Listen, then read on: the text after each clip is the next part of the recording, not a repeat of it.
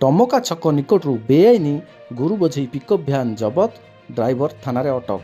ସୂଚନା ମୁତାବକ ସ୍ଥାନୀୟ ଗୋସେବକମାନେ କୌଣସି ସୂତ୍ରରୁ ଖବର ପାଇ ଘଟଣାସ୍ଥଳରେ ପହଞ୍ଚି ଗୋରୁ ବୋଝେଇ ପିକଅପ୍ ଯାଉଥିବା ବେଳେ 12ରୁ ଅଧିକା ଗୋରୁକୁ ଉଦ୍ଧାର କରିଥିଲେ। ଏହା ସହିତ ପୋଲିସ ଖବର ଦେଇଥିଲେ। ଟମକା ପୋଲିସ ଘଟଣାସ୍ଥଳରେ ପହଞ୍ଚି ଡ୍ରାଇଭରକୁ ଥାନାରେ ଅଟକ ରଖିଛି।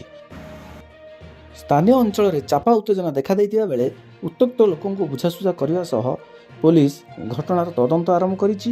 ଏପଟରେ ଡ୍ରାଇଭରକୁ ଥାନାରେ ଅଟକ ରଖିଥିବା ସୂଚନା ମିଳିଛି। ବ୍ୟୁରୋ ରିପୋର୍ଟ, ଦ ଏସ୍ ଲାଇଭ୍।